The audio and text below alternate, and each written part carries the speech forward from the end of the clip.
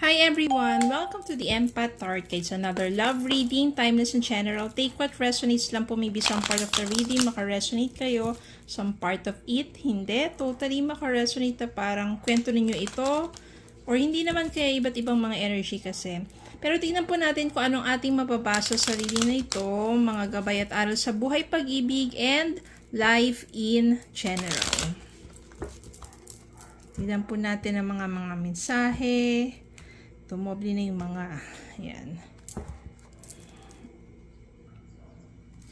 Spirit guys, send me messages on love connections ito, lessons in life and guidance ang nais kong ipabati sa amin. Mga aral kabay sa buhay, pag-ibig and life in general. Ano kaya yung love connections ito? Ano kaya yung mga messages na nais ipabatid sa amin ng reading na ito? Kaya mga energies ito. Spirit guys, send me more messages.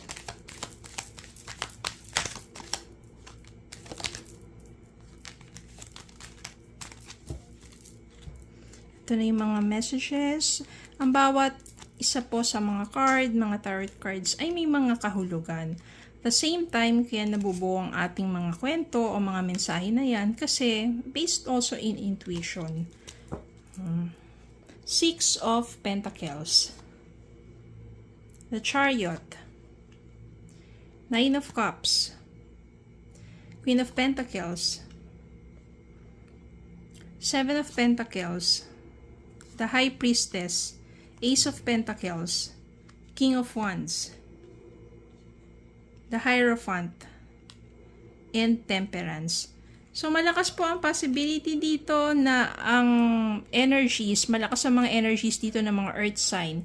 Mga Taurus, Virgo, Capricorn, yan. Kasi puro Pentacles, so Six of Pentacles, 9, may cups to. Six of Pentacles, Queen of Pentacles, Seven of Pentacles, Ace of Pentacles. Yan, so malalakas ang mga energy ng mga earth sign dito. So, magaganda naman yung mga energy dito, pero tingnan natin ito. Meron kasi ditong Six of Pentacles. So, ibig sabihin dapat dito give and take. Tapos merong the Chariot. So, ibig sabihin, maaari kasi na ang naging issue ninyo ay hindi balanse. Queen of Pentacles, bilang parang independent woman, yan, I can sense here na parang ikaw is more of, kung meron kang trabaho, di ba sa profession mo, di ba, dun career-oriented ka, kung may business ka naman is talagang porsigido ka sa negosyo mo, doon ka nakafocus, tapos nakilala mo tong taong to, si King of Wands. Siya naman very passionate siya, no? Talagang yung desire niya, yung vision niya na makasama ka, nandun. Hindi naging balance dito kasi maybe it's more of hindi mo siya nabibigyan ng sapat na panahon. Siya yung give ng give. Diba? Tapos take ka ng take. Tapos wala siya nare-receive sa'yo. Kasi parang hindi ka sanay nang nabibigyan ka ng so much attention or hindi ka sanay na ikaw yung inaalagaan. Kasi ikaw yung more of a giving. Kaya hindi ka sanay na ikaw yung nagre-receive naman ng care, love and care from someone. Very independent ka kasi. So, malalagpasan nyo naman yan. Since nandito si The Chariot, ma-overcome nyo yan.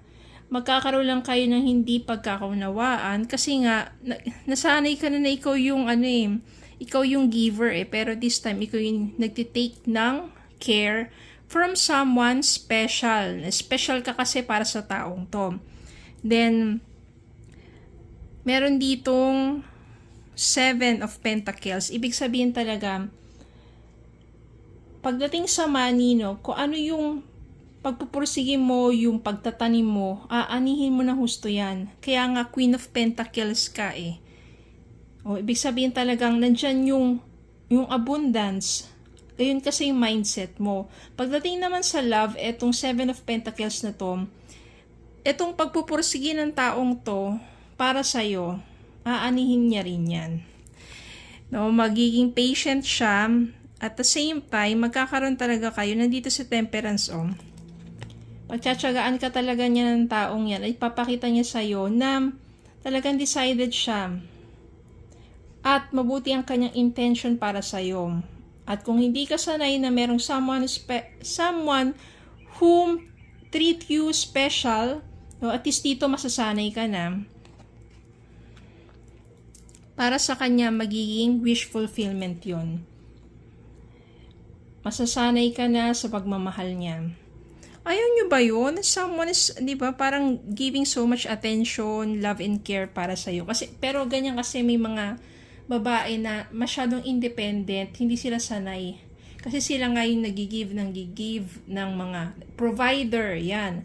Sila yung nagpo-provide para sa family nila. Pero pag meron ng someone na nag-aasikaso na sa kanila, hindi sila sanay.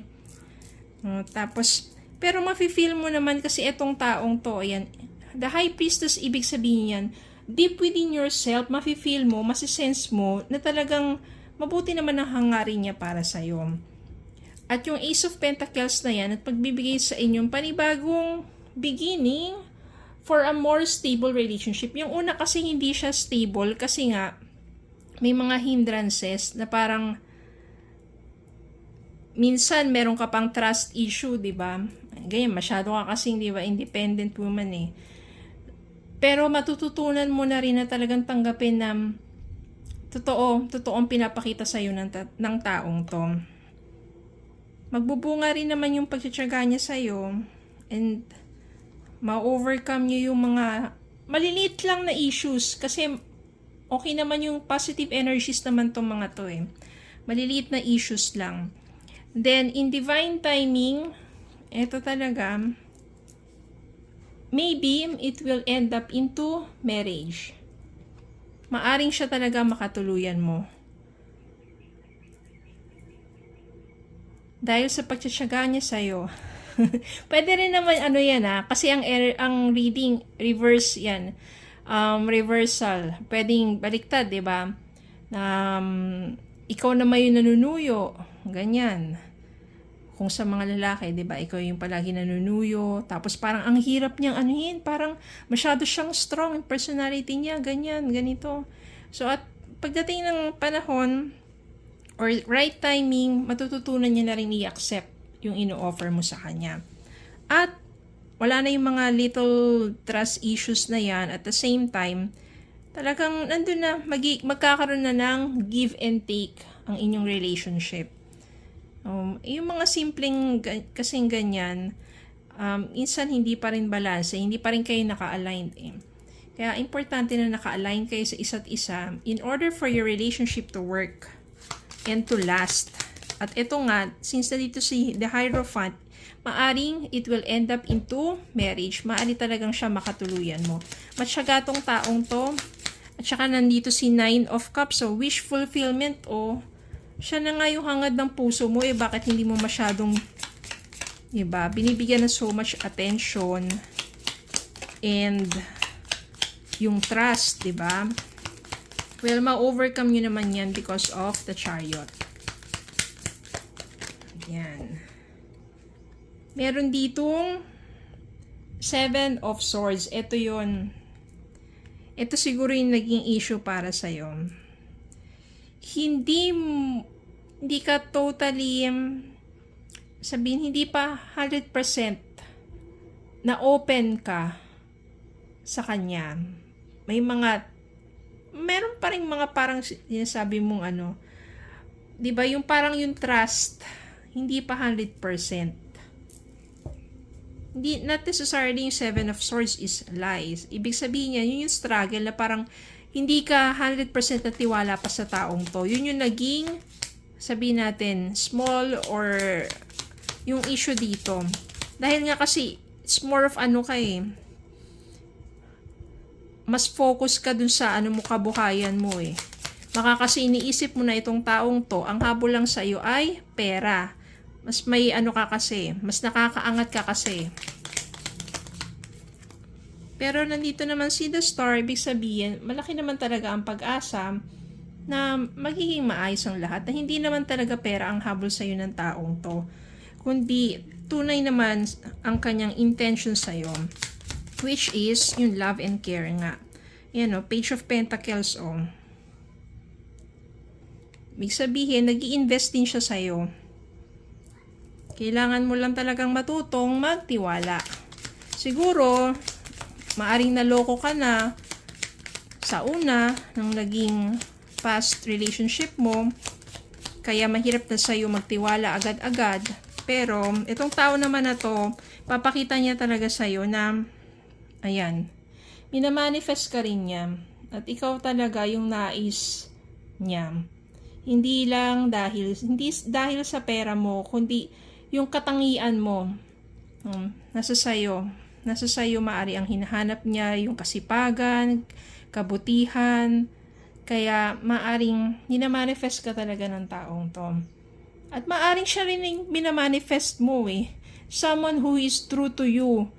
No, masyado lang mas nangingibabaw lang kasi yung trust issue mo. Pero overall, ma-overcome naman yun at magkakaroon kayo ng stable relationship and it will end up into marriage because this person is true to you.